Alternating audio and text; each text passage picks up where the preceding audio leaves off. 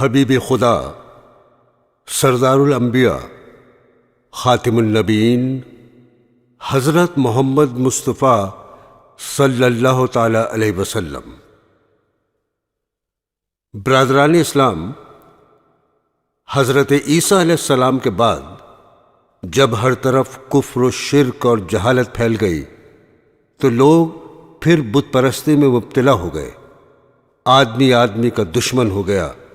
شراب، جوا، قتل، لوٹ مار، بدامنی ہر طرف پھیل گئی۔ شیطان کے ماننے والے دنیا میں پھیل گئے اور اللہ تعالیٰ کو بھول گئے۔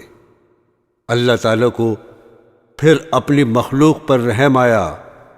وہ بڑا رحمان اور رحیم ہے، اور اس نے اس دنیا کی ہدایت کے لیے اور لوگوں کو شیطان کے پنجے سے نکال کر اللہ کا سیدھا راستہ بتانے کے لیے اپنے پیارے حبیب احمد مصطفیٰ محمد مصطفیٰ صلی اللہ تعالی علیہ وسلم کو مکہ معظمہ میں پیدا فرمایا۔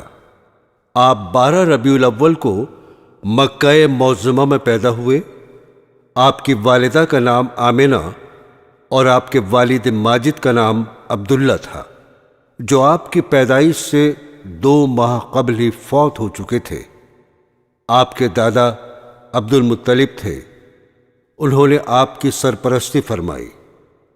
خدا کی شان کے دادا کا سایہ بھی زیادہ عرصے تک قائم نہ رہا، اور والدہ کے 2 سال کے بعد دادا کا سایہ بھی سر سے اٹھ گیا۔ اس وقت حضور صلی اللہ تعالی علیہ وسلم 8 برس کے تھے۔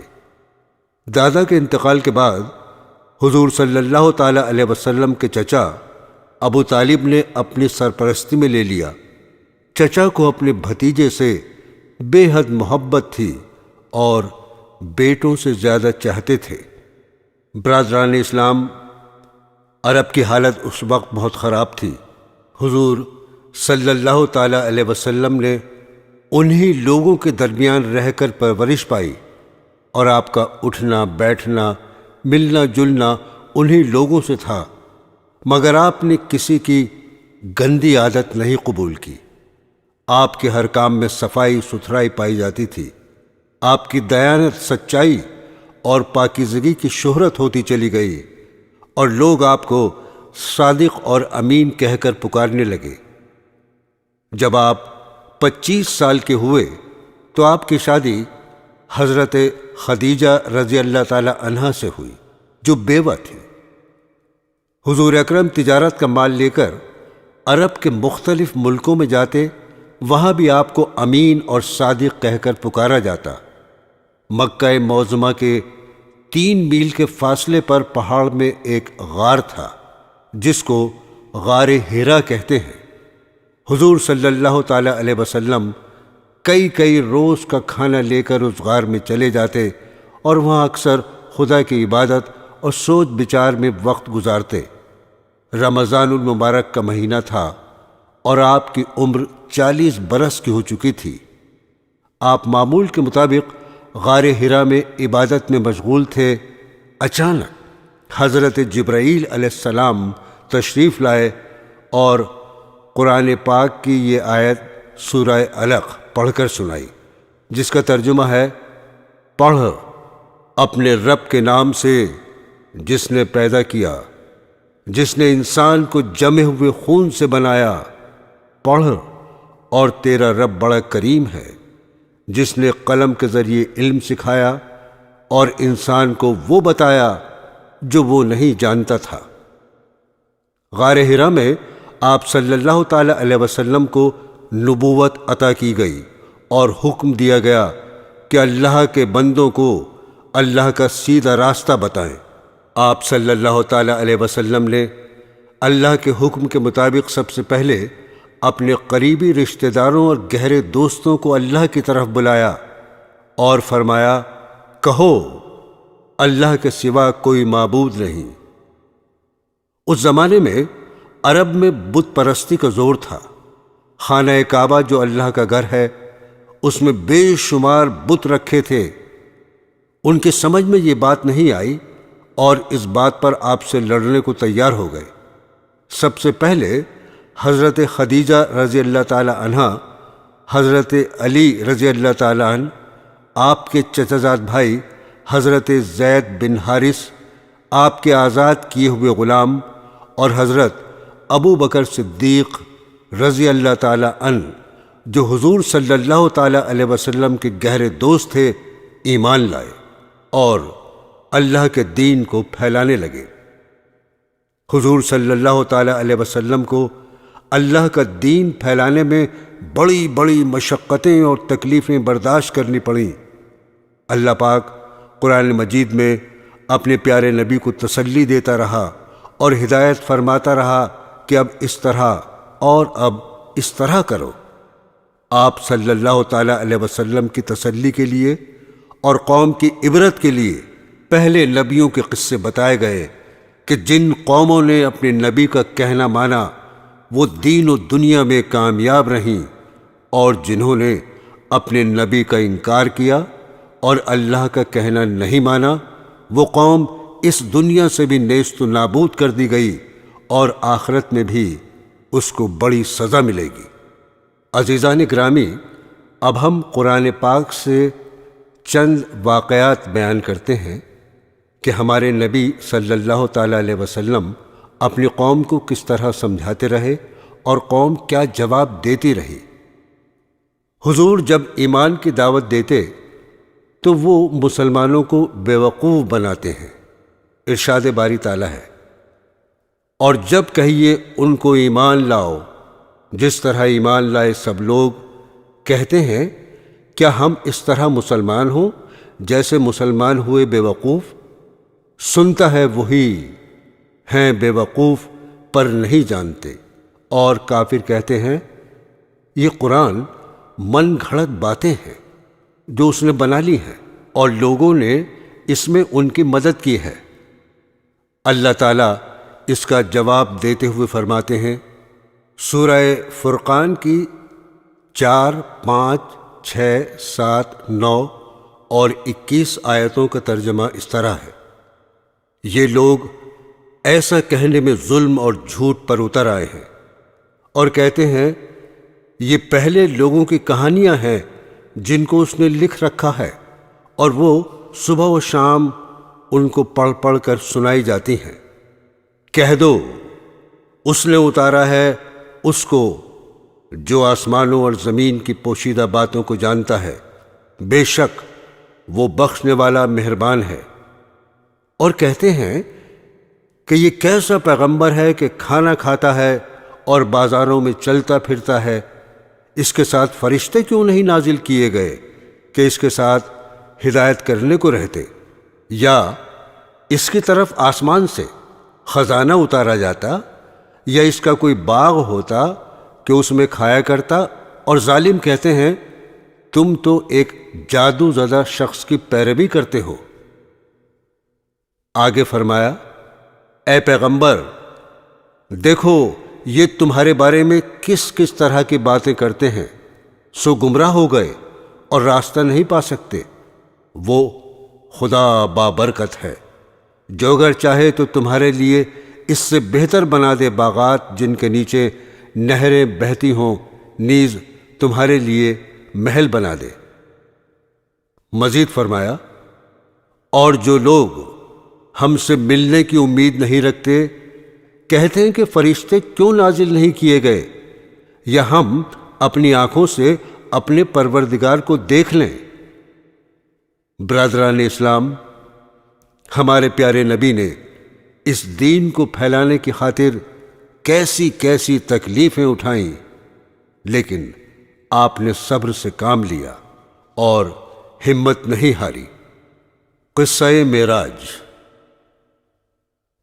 پاک ذات ہے جو لے گیا اپنے بندے کو راتوں رات مسجد حرام سے مسجد اقصی تک، جس میں ہم نے خوبیاں رکھی ہیں کہ دکھلا دیں اس کو اپنی قدرت کے نمونے، وہی سنتا اور دیکھتا ہے۔ سورہ بنی اسرائیل آیت نمبر 1۔ برادران اسلام، ایک رات جب کہ آپ سو رہے تھے، حضرت جبرائیل علیہ السلام تشریف لائے اور آپ کا سینہ چاک کر کے قلب کو آب زمزم سے دھویا اور اس میں ایمان اور حکمت بھر دی۔ پھر آپ کے پاس سفید رنگ کا براق لایا گیا جس پر آپ کو سوار کیا گیا۔ حضرت جبرائیل علیہ السلام نے اس کی رکاب پکڑی۔ راستے میں آپ کو بہت سے عجائبات دکھائے گئے۔ براق کا ایک قدم جہاں تک نگاہ جاتی تھی پڑتا تھا۔ آپ کو بیت المقدس پہنچایا گیا جہاں مسجد اقصی میں آپ امام بنے اور آپ کے پیچھے تمام انبیاء نے نماز پڑھی۔ پھر تمام انبیاء سے ملاقات کرائی گئی۔ اس کے بعد آسمان کا سفر شروع ہوا اور ایک کے بعد دوسرے آسمان پر تشریف لے گئے۔ ہر آسمان پر کسی پیغمبر سے ملاقات ہوئی۔ پھر آپ کو سدرۃ المنتہا کی طرف بلند کیا گیا یہاں تک کہ ایک مقام پر پہنچے۔ پھر حضرت جبرائیل علیہ السلام ٹھہر گئے۔ ہمارے پیارے نبی صلی اللہ تعالی علیہ وسلم نے فرمایا کہ ایسے مقام میں کوئی دوست اپنے دوست کو چھوڑتا ہے؟ انہوں نے کہا اگر میں اس مقام سے آگے بڑھوں تو نور سے جل جاؤں۔ پھر آپ کو نور سے پیوست کر دیا گیا اور 70,000 حجاب طے کرائے گئے، یہاں تک کہ تمام انسانوں اور فرشتوں کی آہٹ قطع ہو گئی، یہاں تک کہ آپ عرش عظیم تک پہنچے۔ اللہ تعالیٰ کی طرف سے حضور صلی اللہ تعالی علیہ وسلم کو امت کے لیے تحفے پیش کیے گئے۔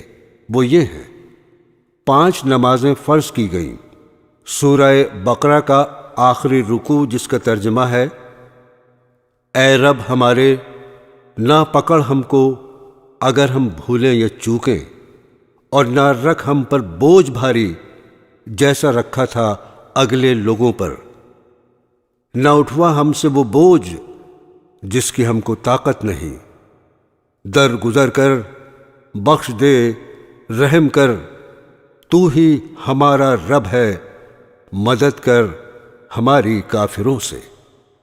عزیزان گرامی، اب سنیے ہجرت کا بیان۔ جب کفار بہت تکلیف دینے لگے تو حضرت صلی اللہ تعالی علیہ وسلم نے اپنے اصحاب کو ہجرت کی اجازت عطا فرمائی، اور اصحاب نے خفیہ روانہ ہونا شروع کیا کہ ایک روز کافروں کے سرداروں نے خانہ کعبہ کے قریب ایک مکان میں مشورہ کیا اور سب کی یہ رائے قرار پائی کہ ہر قبیلہ قریش میں سے ایک ایک آدمی منتخب ہو اور سب جمع ہو کر رات کو محمد صلی اللہ تعالی علیہ وسلم کے مکان پر جا کر محمد صلی اللہ تعالی علیہ وسلم کو قتل کر دیں۔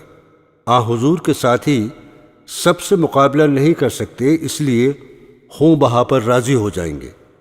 اللہ تعالیٰ نے آپ کو اس مشورے سے آگاہ کر دیا اور حکم دیا مدینہ ہجرت کر جائیں۔ آپ شب کو گھر میں تھے کہ کفار نے دروازہ جا کر گھیر لیا۔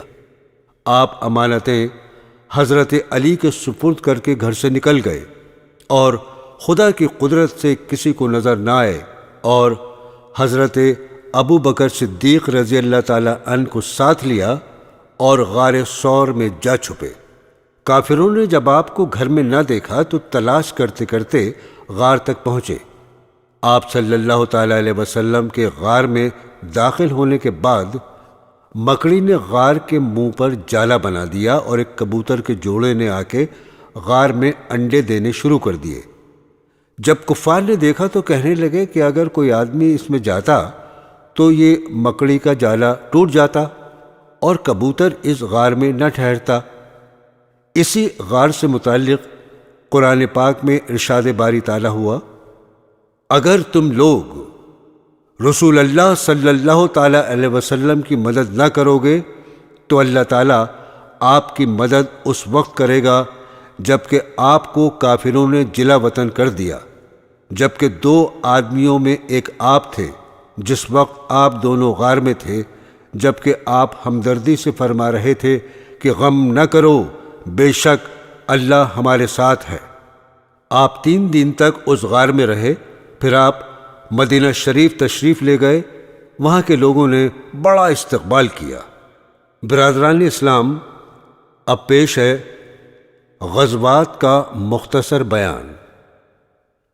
غزوہ بدر۔ آپ صلی اللہ تعالی علیہ وسلم مدینہ منورہ میں 10 سال 2 ماہ رہے۔ جب جہاد فرض ہوا، آپ نے کفار سے قتال شروع کیا۔ چند چھوٹی چھوٹی لڑائیاں شروع ہوئیں۔ مدینہ منورہ آنے کے 1.5 سال کے بعد جنگ بدر ہوئی۔ رمضان میں آپ نے خبر سنی کہ مکہ کے قریش کافروں کا قافلہ شام سے مکہ کو جا رہا ہے۔ آپ 313 صحابہ کو لے کر اس کو روکنے چلے۔ یہ خبر مکہ پہنچی۔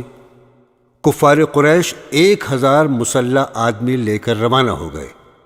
قافلہ دوسری طرف سے نکل کر مکہ جا پہنچا اور بدر کے مقام پر ان 1000 مسلح کفار سے 313 بے سر و سامان مسلمانوں کی لڑائی ہوئی۔ اللہ تعالیٰ نے مسلمانوں کو فتح دی اور کافر قتل ہوئے اور قید ہوئے۔ سورہ انفال میں اس قصے کو بیان کیا گیا ہے۔ آیات 7، 8، 12 اور 15۔ اور اس وقت کو یاد کرو جب خدا تم سے وعدہ کرتا تھا کہ 2 گروہوں میں سے ایک گروہ تمہارا ہو جائے گا، اور تم چاہتے تھے کہ جو قافلہ بے شوکت یعنی بے ہتھیار ہے وہ تمہارے ہاتھ آ جائے، اور اللہ چاہتا تھا کہ اپنے فرمان سے حق کو قائم رکھے اور کافروں کی جڑ کاٹ دے، تاکہ سچ کو سچ اور جھوٹ کو جھوٹ کر دے۔ گو مشرک ناخوشی ہو۔ جب تم اپنے پروردگار سے فریاد کرتے تھے تو اس نے تمہاری دعا قبول کر لی۔ ہم 1000 فرشتوں سے جو ایک دوسرے کے پیچھے آتے رہیں گے تمہاری مدد کریں گے۔ جب تمہارا پروردگار فرشتوں کو ارشاد فرماتا تھا کہ میں تمہارے ساتھ ہوں، تم مومنوں کو تسلی دو کہ ثابت قدم رہیں۔ میں ابھی ابھی کافروں کے دل میں رعب داب ڈالے دیتا ہوں تو ان کے سر اڑا دو اور ان کا پور پور مار کر توڑ دو۔ یہ سزا اس لیے دی گئی کہ انہوں نے خدا اور اس کے رسول کی مخالفت کی۔ جو شخص خدا اور اس کے رسول کی مخالفت کرتا ہے تو خدا بھی سخت عذاب دینے والا ہے۔ یہ مزہ تو یہاں چکھو، اور کافروں کے لیے دوزخ کا عذاب بھی تیار ہے۔ برادران اسلام، آپ نے دیکھا کہ اللہ تعالیٰ مسلمانوں کی کس طرح مدد فرماتے ہیں، لیکن صرف اس وقت جب لڑائی صرف اللہ کے لیے لڑی جائے۔ اور تم نے یہ بھی سن لیا کہ جو شخص خدا اور اس کے رسول کی مخالفت کرتا ہے تو اللہ تعالیٰ اس کو سخت عذاب دیتے ہیں۔ اللہ تعالیٰ پھر مسلمانوں کو نصیحت کرتے ہوئے فرماتے ہیں، اے اہل ایمان، جب میدان جنگ میں کفار سے تمہارا مقابلہ ہو تو ان سے پیٹھ نہ پھیرنا، اور جو شخص امروز پیٹھ پھیرے گا سوائے اس کے کہ لڑائی کی کوئی حکمت ہو یا اپنی فوج میں جا ملنا چاہے، وہ مستثنیٰ ہے۔ باقی اور جو ایسا کرے گا وہ خدا کے غضب میں گرفتار ہو گیا، اور اس کا ٹھکانہ دوزخ ہے، اور وہ بہت بری جگہ ہے۔ غزوہ احد سن 3 ہجری۔ غزوہ بدر کے بعد کافروں سے چند چھوٹی چھوٹی لڑائیاں اور چھوٹی چھوٹی جھڑپیں ہوئیں۔ پھر جنگ بدر کے 1 سال بعد جنگ احد ہوئی۔ 1000 مسلمانوں کا لشکر روانہ ہوا، جبکہ کافروں کا لشکر 3000 تھا۔ راستے میں عبداللہ بن ابی، منافقوں کا سردار، اپنے 300 آدمیوں کو لے کر واپس ہو گیا اور بہانہ بنا دیا۔ آپ کے پاس 700 جانباز مسلمان رہ گئے۔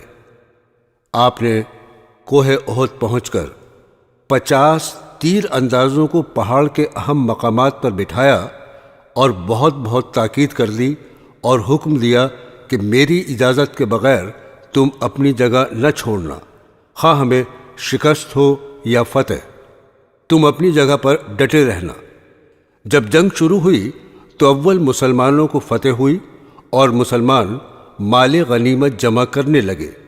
یہ دیکھ کر وہ مسلمان جن کو پہاڑ کی اہم جگہوں پر کھڑا کیا گیا تھا، 10 آدمیوں کے سوا باقی سب اپنی جگہ کو چھوڑ کر آ گئے۔ پہاڑ کی اہم جگہوں کی طرف سے جن کو مسلمانوں نے نبی صلی اللہ تعالی علیہ وسلم کی مرضی کے خلاف چھوڑ دیا تھا، کافروں نے حملہ کر دیا، جس کی وجہ سے مسلمانوں کے پیر اکھڑ گئے اور 70 مسلمان اسی جنگ میں شہید ہو گئے۔ شہداء میں حضرت حمزہ رضی اللہ تعالی عنہ حضور صلی اللہ تعالی علیہ وسلم کے چچا بھی شامل ہیں۔ حضور صلی اللہ تعالی علیہ وسلم کے پیر میں زخم آئے، جن سے یہ افواہ پھیل گئی کہ حضور شہید ہو گئے۔ بعد میں اللہ تعالیٰ نے پھر مسلمانوں کے دلوں کو مضبوط کیا، مسلمان پھر جم کر لڑے اور کافر میدان احد چھوڑ کر چلے گئے۔ برادران اسلام، قرآن پاک کی چند آیتیں اس جنگ احد کے متعلق ہم آپ کو سناتے ہیں۔ سورہ آل عمران آیت 121۔ اور جب کہ آپ صبح کے وقت گھر سے چلے، مسلمانوں کو مقابلہ کرنے کے لیے مقامات پر جمع رہے تھے، اور اللہ تعالیٰ سب سن رہے تھے، سب جان رہے تھے۔ جب تم میں سے 2 جماعتوں نے دل میں خیال کیا کہ ہمت ہار دیں، اور اللہ تعالیٰ تو ان دونوں جماعتوں کا مددگار تھا، اور بس مسلمانوں کو اللہ پر اعتماد کرنا چاہیے۔ سورہ آل عمران آیت نمبر 139۔ اور سست نہ ہو اور غم نہ کھاؤ، اور تم ہی غالب رہو گے اگر تم ایمان رکھتے ہو۔ مسلمانوں کو تسلی دیتے ہوئے اللہ تعالیٰ فرماتے ہیں، سورہ آل عمران آیت 140، اگر تم کو زخم پہنچ جائے تو اس قوم کو بھی ایسا ہی زخم پہنچ چکا ہے۔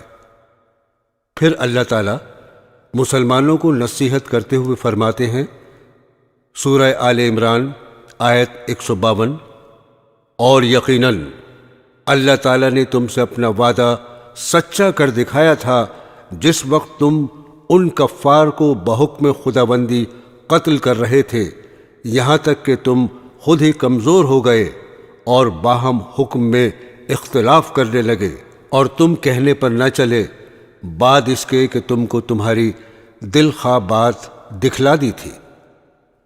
مسلمانوں کو کافروں کے مقابلے میں شکست اللہ اور اس کے رسول کی اطاعت کی کمزوری کی وجہ سے ہوتی ہے، جیسا کہ آپ کو بتایا جا چکا ہے کہ ہمارے پیارے نبی صلی اللہ تعالی علیہ وسلم نے 50 تیر اندازوں کو چند جگہوں پر بٹھا دیا تھا اور تاکید کر دی تھی کہ وہاں سے نہ ہٹیں، لیکن سوائے 10 کے بقیہ لوگ وہاں سے ہٹ گئے۔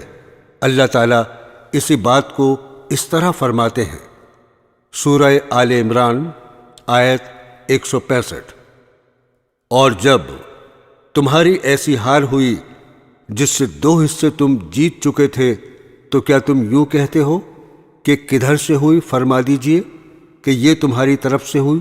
بے شک اللہ تعالیٰ کو ہر چیز پر پوری قدرت حاصل ہے۔ غزوہ بنی نذیر ہجری 3۔ دوستو، غزوہ بنی نذیر 3 ہجری میں ہوا، جس کا سبب یہ ہوا کہ ہمارے پیارے نبی صلی اللہ تعالی علیہ وسلم مدینہ طیبہ ہجرت فرما کر تشریف فرما ہوئے تو یہودیوں کے 2 قبیلوں نے جو مدینہ کے باہر رہتے تھے آپ سے عہد کیا کہ ہم آپ کے موافق رہیں گے اور آپ سے کوئی برائی نہیں کریں گے۔ جب آپ اس معاملے پر گفتگو کے لیے ان کے پاس گئے اور ان سے اس معاملے کی گفتگو کی، وہ لوگ آپ کو ایک دیوار کے نیچے بٹھا کر مشورہ کرنے لگے کہ دیوار پر سے ایک پتھر لڑکا کر آپ کو قتل کر دیں۔ آپ صلی اللہ تعالی علیہ وسلم کو وحی سے اطلاع ہو گئی۔ آپ اٹھ کر مدینہ تشریف لے گئے۔ آپ نے کہلا بھیجا کہ تم نے اپنے عہد کو توڑا ہے، یا تو 10 دن کے اندر نکل جاؤ ورنہ لڑائی ہوگی۔ وہ لڑائی کے لیے تیار ہوئے، آپ ان پر لشکر لے آئے اور ان کے حلقے کو گھیر لیا۔ آخر وہ تنگ ہو کر نکل جانے پر راضی ہوئے۔ سورہ حشر میں اسی قصے سے متعلق چند آیتیں پیش ہیں۔ سورہ حشر آیت نمبر 1۔ اللہ پاک کی پاکی بیان کرتے ہیں سب جو کچھ آسمانوں اور زمین میں ہے، اور وہ زبردست حکمت والا ہے۔ وہی ہے جس نے کفار اہل کتاب کو ان کے گھروں سے پہلی بار اکٹھا کر کے نکال دیا۔ تمہارا گمان بھی نہ تھا کہ وہ کبھی اپنے گھروں سے نکلیں گے، اور خود انہوں نے یہ گمان کر رکھا تھا کہ ان کے قلعے ان کو اللہ سے بچا لیں گے، سو ان پر اللہ کا عتاب ایسی جگہ سے پہنچا کہ ان کو خیال بھی نہ تھا، اور ان کے دلوں میں رعب ڈال دیا کہ اپنے گھروں کو خود اپنے ہاتھوں سے اور مسلمانوں کے ہاتھوں سے اجاڑ رہے تھے۔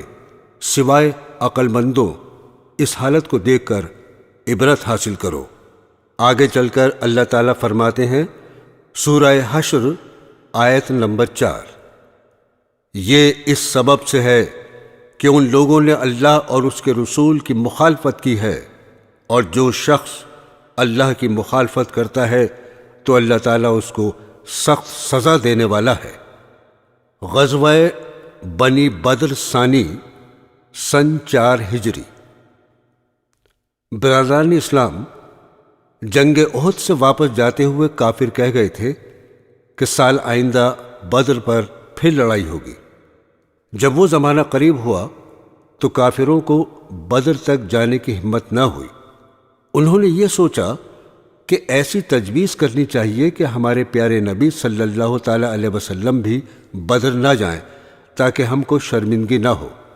چنانچہ انہوں نے ایک جاسوس کو مدینہ منورہ بھیجا کہ مسلمانوں میں جا کر یہ خبر پھیلائیں کہ کافروں نے فوج جمع کی ہے۔ مسلمان تو صرف اللہ سے ڈرتا ہے، وہ کافروں کی زیادتی سے نہیں ڈرتا۔ انہوں نے یہ سن کر کہا ہماری مدد کے لیے اللہ کافی ہے۔ آپ 1500 آدمیوں کو ساتھ لے کر بدر تشریف لے گئے اور چند روز قیام کیا، لیکن وہاں کوئی کافر مقابلے پر نہیں آیا۔ مسلمانوں نے وہاں تجارت میں خوب نفع حاصل کیا اور خوش و خرم واپس لوٹ آئے۔ غزوہ احزاب 5 ہجری۔ حضور صلی اللہ تعالی علیہ وسلم نے سنا کہ دمشق کے قریب کچھ کفار جمع ہو کر مدینہ منورہ پر چڑھنا چاہتے ہیں۔ آپ 1000 آدمیوں کو لے کر روانہ ہوئے۔ وہ خبر سن کر بھاگ گئے۔ آپ چند روز وہاں رہ کر مدینہ منورہ تشریف لے آئے۔ غزوہ احزاب کو غزوہ خندق بھی کہتے ہیں۔ سورہ احزاب میں اسی کا ذکر ہے۔ دراصل یہ لڑائی اس وجہ سے ہوئی کہ یہودیوں کے 2 قبیلوں کو جنہوں نے معاہدے کی خلاف ورزی کی تھی ان کو ان کے قلعوں سے نکال دیا گیا تھا۔ چنانچہ انہی میں کا ایک آدمی اپنے ساتھیوں کو ساتھ لے کر مکہ پہنچا اور کافروں کو لڑائی کے لیے آمادہ کیا، اور اس کے لیے بہت کوشش کی، یہاں تک کہ 10,000 کافروں کی فوج مدینہ منورہ حملہ کرنے کے لیے چلی۔ ہمارے پیارے رسول صلی اللہ تعالی علیہ وسلم نے مسلمانوں سے مشورہ کر کے مدینے کے پاس خندق کھودنے کا حکم دیا اور وہاں اپنا لشکر قائم کیا۔ کفار آئے اور خوب تیر اندازی کرتے رہے۔ مسلمانوں کی طرف سے بھی اس کا جواب دیا جا رہا تھا۔ حضور صلی اللہ تعالی علیہ وسلم نے کافروں میں تفرقہ ڈلوانے کی تجویز کی اور اللہ پاک نے اس میں کامیابی عطا فرمائی۔ کافروں کے اندر آپس میں تفرقہ پیدا ہو گیا اور آپس میں اچھا خاصا بگاڑ پیدا ہو گیا۔ اسی دوران اللہ تعالیٰ نے مسلمانوں کی مدد فرمائی، اور وہ اس طرح کہ ایک زوردار ہوا بھیجی جس سے کافروں کے خیمے اکھڑ گئے اور گھوڑے بھاگنے لگے۔ چنانچہ اسی رات کو کافروں کا لشکر واپس چلا گیا۔ اب اس جنگ سے متعلق قرآن پاک کی چند آیتیں سنیے۔ سورہ احزاب آیت نمبر 8۔ اے ایمان والو، اللہ کا انعام اپنے اوپر یاد کرو جب تم پر بہت سے لشکر چڑھائے، پھر ہم نے ان پر ایک آندھی بھیجی اور ایسی فوج بھیجی جو تم کو دکھائی نہ دیتی تھی، اور اللہ تعالیٰ تمہارے اعمال کو دیکھتے تھے۔ جب وہ لوگ تم پر آ چڑھے تھے، اوپر کی طرف سے اور نیچے کی طرف سے بھی، اور جب کہ آنکھیں کھلی کی کھلی رہ گئی تھیں اور کلیجے منہ کو آنے لگتے تھے، اور تم لوگ اللہ کے ساتھ طرح طرح کے گمان کر رہے تھے، اس موقع پر مسلمانوں کا امتحان لیا گیا اور سخت زلزلے ڈالے گئے۔ عزیزان گرامی، اس کے آگے پھر اسی جنگ میں جو حالات پیدا ہو گئے تھے، اللہ تعالیٰ نے اس کو بیان فرمایا ہے اور اس کا نقشہ کھینچا ہے۔ منافق جن کے دلوں میں اسلام پکا نہیں ہوا تھا کہنے لگے، سورہ احزاب آیت نمبر 12، اور جب منافق اور وہ لوگ جن کے دلوں میں مرض ہے یوں کہہ رہے تھے کہ ہم سے تو اللہ نے اور اس کے رسول نے محض دھوکے ہی کا وعدہ کر رکھا ہے۔ آگے چل کر اللہ تعالیٰ خبردار کرتے ہیں، سورہ احزاب آیت نمبر 16، آپ فرما دیجئے کہ تم کو بھاگنا کچھ نفع نہیں دے سکتا اگر تم موت سے یا قتل سے بھاگتے ہو، اور اس حالت میں بجز تھوڑے دنوں کے زیادہ فائدہ نہیں اٹھا سکتے۔ سورہ احزاب آیت نمبر 17، یہ بھی فرما دیجئے کہ وہ کون ہے جو تم کو خدا سے بچا سکے اگر وہ تمہارے ساتھ برائی کرنا چاہے، یا وہ کون ہے جو خدا کے فضل سے تم کو روک سکے اگر وہ تم پر فضل کرنا چاہے، اور خدا کے سوا نہ کوئی اپنا حمایتی پائیں گے نہ مددگار۔ آگے چل کر اللہ تعالیٰ فرماتے ہیں، سورہ احزاب آیت نمبر 25، اور اللہ تعالیٰ نے کافروں کو لوٹا دیا غصے میں بھرا ہوا کہ ان کی کچھ بھی مراد پوری نہ ہوئی، اور جنگ میں اللہ تعالیٰ مسلمانوں کے لیے آپ ہی کافی ہو گیا، اور اللہ تعالیٰ بڑی قوت والا، بڑا زبردست ہے۔ قصہ حدیبیہ سن 6 ہجری۔ حضور صلی اللہ تعالیٰ علیہ وسلم کو مدینہ منورہ میں رہتے ہوئے 6 سال ہوئے تھے کہ آپ نے خواب میں دیکھا کہ آپ مکہ تشریف لے گئے اور آپ نے عمرہ ادا کیا۔ چنانچہ آپ نے صحابہ کے ساتھ مکہ معظمہ جا کر عمرہ کرنے کی تیاری شروع کر دی۔ مکہ کے کافروں نے کہا کہ ہم مکہ میں آپ کو ہرگز نہ آنے دیں گے۔ غرض کافروں سے گفتگو کے بعد چند باتوں پر صلح ہوئی۔ ان میں یہ بات بھی تھی کہ آپ آئندہ سال آ کر عمرہ کریں اور 10 برس تک ہمارے اور آپ کے درمیان کوئی لڑائی نہ ہو، اور کافروں کے دوست قبیلوں سے مسلمان نہ لڑیں اور مسلمان کے دوست قبیلوں سے کافر نہ لڑیں۔ وہاں 2 قبیلے تھے، ایک قبیلہ کافروں کا ساتھی تھا اور دوسرا قبیلہ مسلمانوں کا ساتھی تھا۔ اس کو صلح حدیبیہ کہتے ہیں۔ حدیبیہ ایک کنویں کا نام ہے جس مقام پر یہ صلح ہوئی تھی۔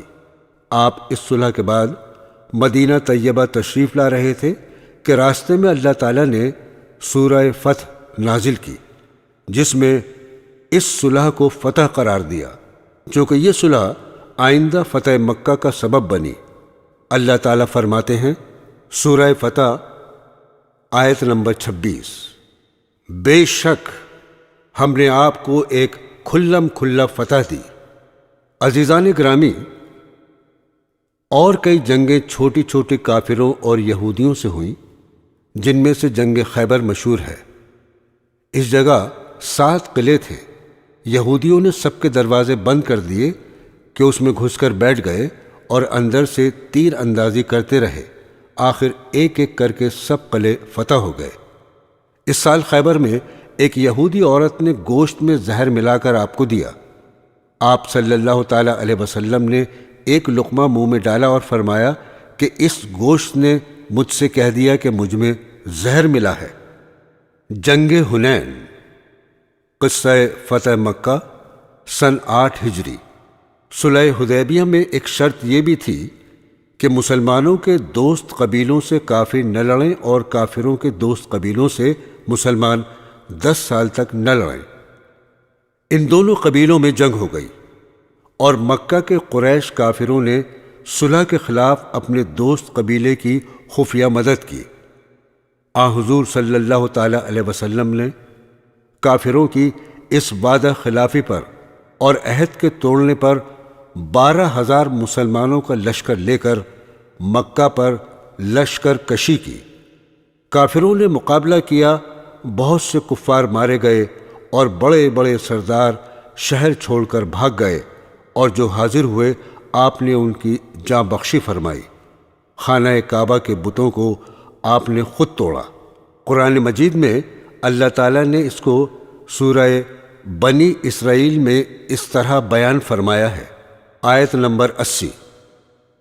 اور آپ یوں دعا کیجئے کہ اے رب، مجھ کو خوبی کے ساتھ پہنچائیو اور مجھے خوبی کے ساتھ لے جائیو، اور مجھ کو اپنے پاس سے ایسا غلبہ دیجیو جس کے ساتھ نصرت ہو، اور کہہ دیجئے کہ حق آیا اور باطل گیا، گزرا ہوا، اور واقعی باطل چیز تو یوں ہی آتی جاتی رہتی ہے۔ فتح مکہ کے بعد دوسری چھوٹی چھوٹی جنگیں ہوئیں، پھر ایک بڑی جنگ حنین کے نام سے ہوئی۔ حنین ایک مقام ہے مکہ اور طائف کے درمیان، جہاں کافروں کے کچھ قبیلوں سے فتح مکہ کے 2 ہفتے بعد لڑائی ہوئی۔ مسلمان 12,000 تھے، مشرکین 4,000۔ بعض مسلمان اپنا مجمع دیکھ کر اس طرح کہنے لگے کہ اس سے شیخی سی معلوم ہوتی تھی کہ ہم آج کسی طرح نہیں ہار سکتے۔ لڑائی شروع ہوئی اور پہلے مسلمانوں کو فتح ہوئی۔ بعض مسلمان مال غنیمت کو جمع کرنے لگے۔ اس وقت کافی ٹوٹ پڑے، وہ بڑے تیر انداز تھے، مسلمانوں پر تیر برسانے شروع کر دیے۔ اس گھبراہٹ میں مسلمانوں کے پاؤں اکھڑ گئے، صرف حضور صلی اللہ تعالی علیہ وسلم میں چند صحابہ کے میدان میں رہ گئے۔ آپ صلی اللہ تعالی علیہ وسلم نے حضرت عباس رضی اللہ تعالی عنہ سے مسلمانوں کو آواز دلوائی، پھر سب لوٹ کر دوبارہ جمع ہوئے اور کافروں سے مقابلہ کیا۔ آسمانوں سے فرشتوں کی مدد آئی، کافر بھاگے اور بہت سے قتل ہوئے، پھر ان میں سے بہت سے آپ صلی اللہ تعالی علیہ وسلم کی خدمت میں آ کر مسلمان ہو گئے۔ سورہ توبہ میں اللہ تعالیٰ نے اس کو اس طرح بیان کیا ہے، آیت نمبر 25۔ خدا تعالیٰ نے تم کو بہت موقعوں پر غلبہ دیا، جب تم کو اپنے مجمع کو کثرت سے غرہ ہو گیا تھا، اور حنین کے دن بھی پھر وہ کثرت تمہارے لیے بھی کارآمد نہ ہوئی، اور تم پر زمین باوجود اپنی فراخی کے تنگی کرنے لگی، پھر تم پیٹھ پھیر کر بھاگ کھڑے ہوئے۔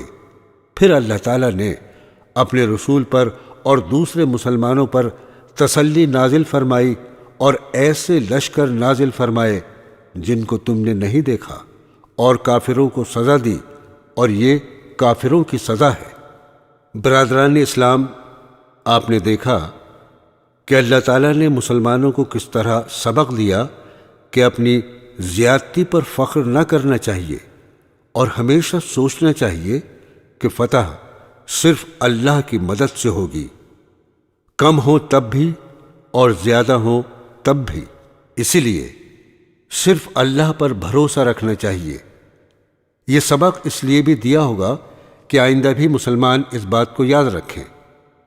جنگ تبوک سن 9 ہجری۔ دوستو، تبوک ایک مقام ہے ملک شام میں۔ ہمارے پیارے نبی صلی اللہ تعالی علیہ وسلم جب فتح مکہ اور غزوہ حنین سے فارغ ہوئے تو آپ کو خبر ہوئی کہ روم کا بادشاہ ہرقل مدینہ منورہ پر فوج بھیجنا چاہتا ہے، اور وہ فوج تبوک کے مقام پر جمع کی جائے گی۔ قبل اس کے کہ وہ حملہ کرے، آپ نے خود ہی مقابلہ کرنے کے لیے سفر کا ارادہ کیا اور مسلمانوں میں اس کا اعلان کر دیا۔ چونکہ یہ زمانہ بہت گرمی کا تھا اور مسلمانوں کے پاس سامان بہت کم تھا، سفر دور دراز کا تھا، اس لیے اس غزوہ میں جانا بڑی ہمت کا کام تھا۔ اللہ تعالیٰ نے اس جہاد میں شرکت کے لیے مسلمانوں کو سورہ توبہ میں اس طرح ترغیب دلائی۔ آیت نمبر 38۔ اے ایمان والو، تم لوگوں کو کیا ہوا جب تم سے کہا جاتا ہے کہ اللہ کی راہ میں جہاد کے لیے نکلو تو زمین کو لگے جاتے ہو؟ کیا تم نے آخرت کے عوض دنیاوی زندگی پر قناعت کر لی؟ سو دنیا کی زندگی کا سامان آخرت کے مقابلے میں بہت تھوڑا ہے۔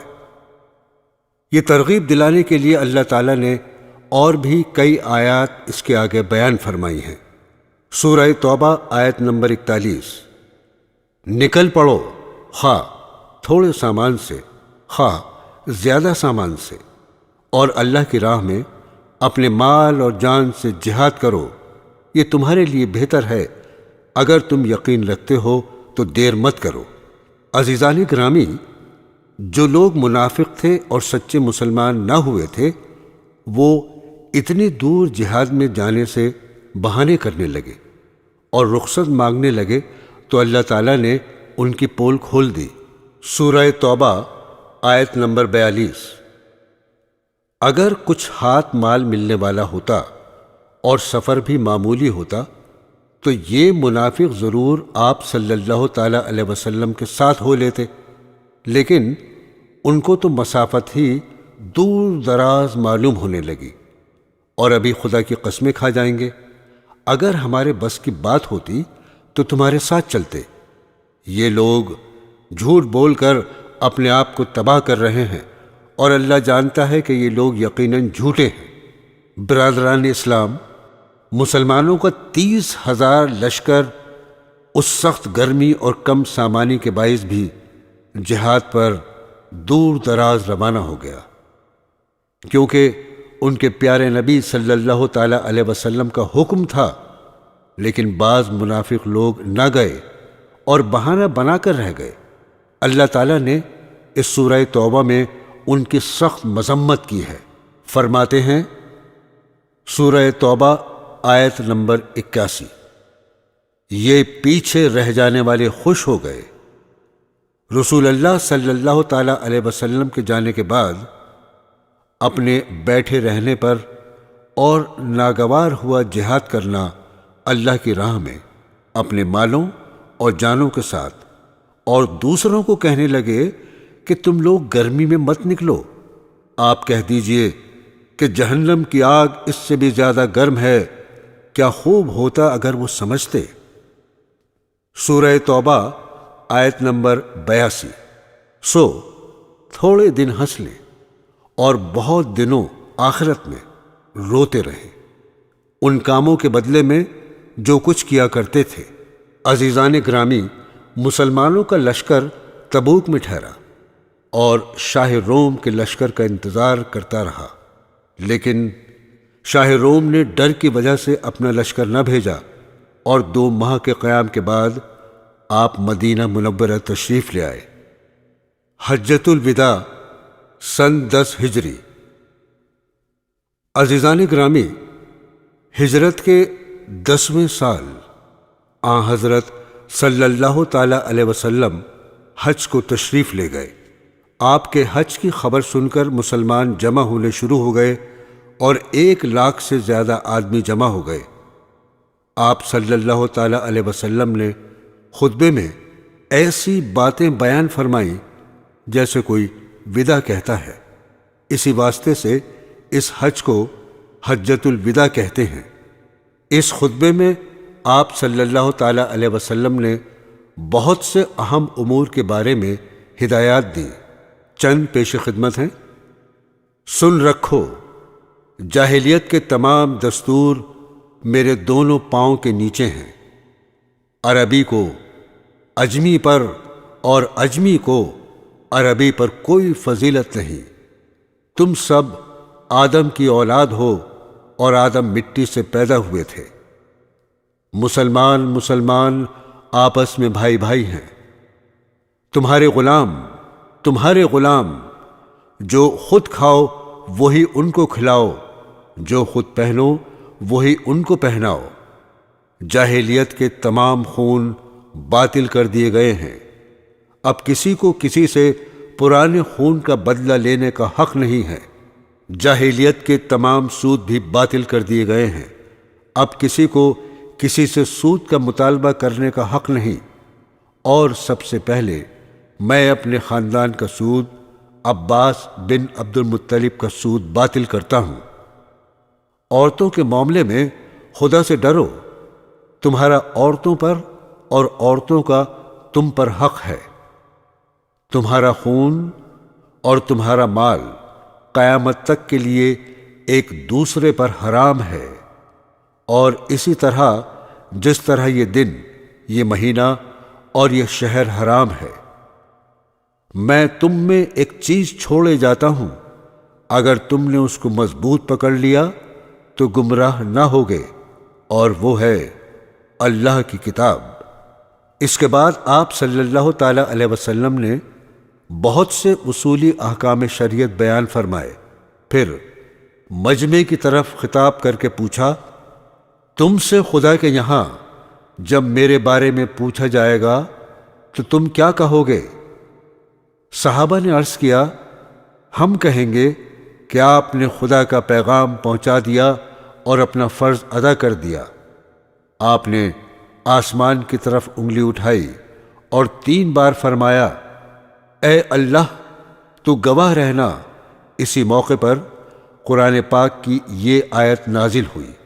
ترجمہ: آج میں نے تمہارے لیے دین کو مکمل کر دیا اور اپنی نعمت تمام کر دی، اور تمہارے لیے اسلام کو بحیثیت دین کے پسند کیا۔ اس حج کے موقع پر حضرت صلی اللہ تعالی علیہ وسلم نے حج کے تمام طریقے خود برت کر دکھا دیے کہ حج کس طرح کرنا چاہیے۔ اس موقع پر آپ نے یہ بھی فرمایا کہ مجھ سے حج کے مسائل سیکھ لو، میں نہیں جانتا شاید اس کے بعد مجھے دوسرے حج کی نوبت نہ آئے۔ اس موقع پر آپ نے تمام مسلمانوں سے یہ بھی فرمایا، جو لوگ اس وقت موجود ہیں وہ یہ سب باتیں ان تک پہنچا دیں جو موجود نہیں ہیں۔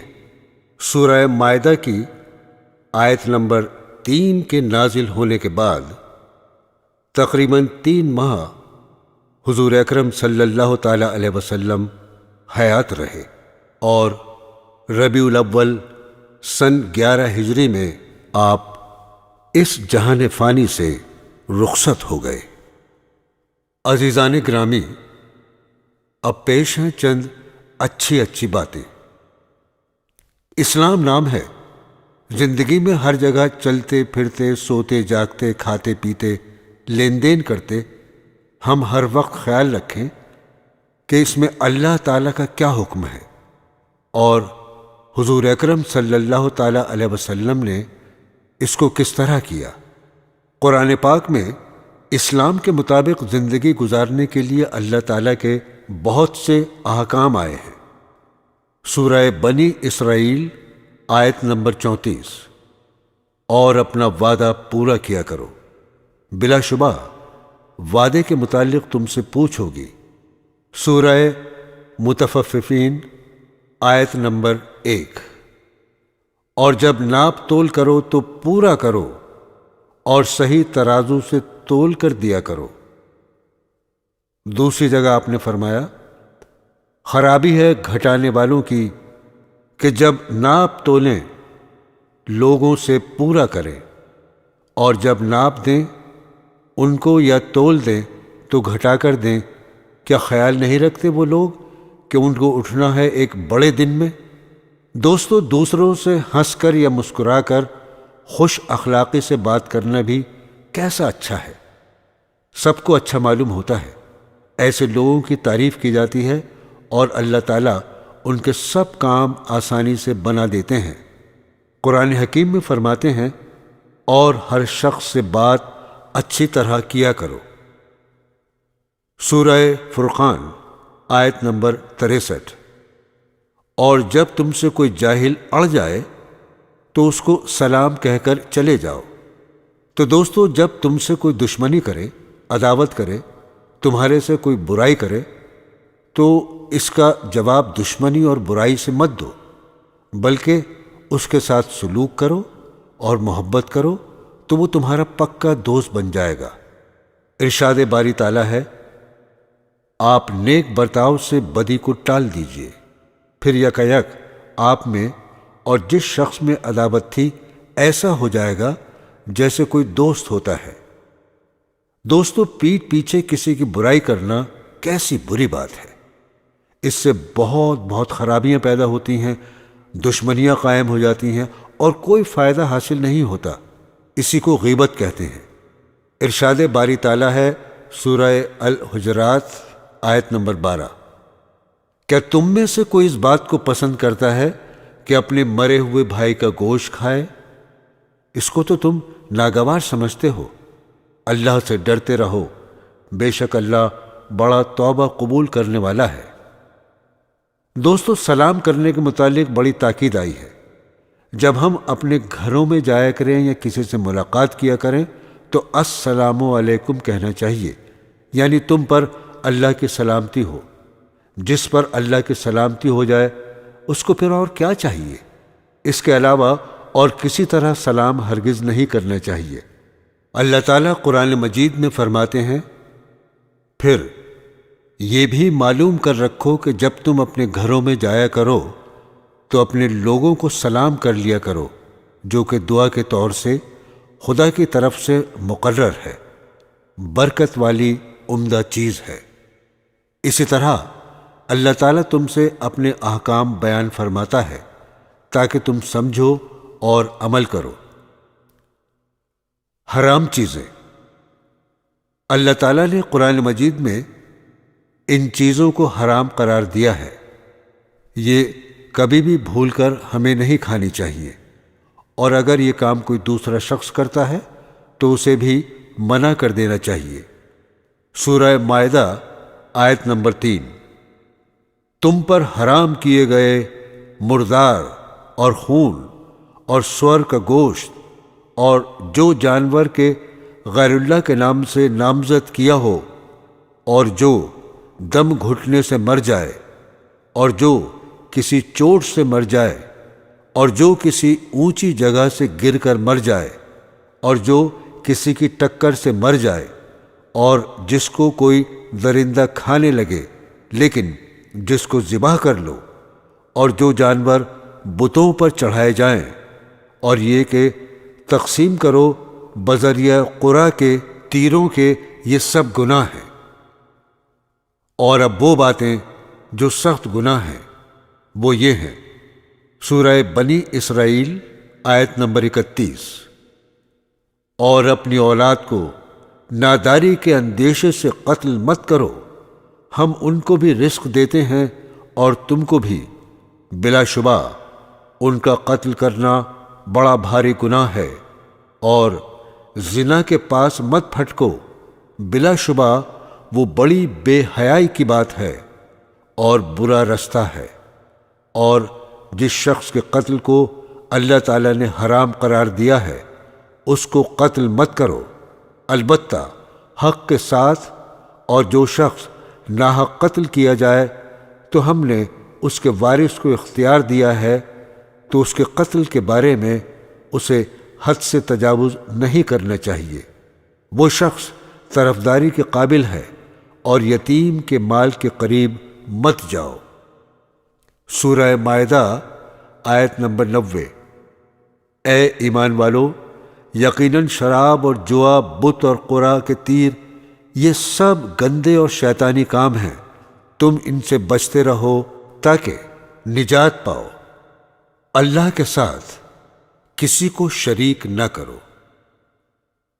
سورہ نساء میں اللہ تعالیٰ فرماتے ہیں آیت نمبر 48، تحقیق اللہ نہیں بخشتا ہے یہ کہ اس کے ساتھ کسی کو شریک ٹھہرائے، اور بخشتا ہے اس کے علاوہ جس کو چاہے، اور جس نے شریک ٹھہرایا اللہ کا اس نے بڑا طوفان باندھا ہے۔ سورہ عنکبوت آیت نمبر 8۔ اور ہم نے انسان کو اپنے ماں باپ کے ساتھ اچھی طرح رہنے کی وصیت کی ہے، اور اگر وہ تجھ سے روا کریں کہ تو شرک پکڑ میرا، تو ان کا کہنا نہ مان۔ سورہ لقمان آیت نمبر 13۔ اور جب کہا لقمان نے اپنے بیٹے کو کہ جب اس کو سمجھانے لگا، اے بیٹے شریک نہ ٹھہرائیو اللہ کا، بے شک شریک بنانا بڑی بے انصافی ہے۔ سورہ الزمر آیت نمبر 65۔ اگر تم نے شریک مانا اکارت جائیں گے تیرے عمل، اور تو ہو جائے گا خسار والوں میں سے۔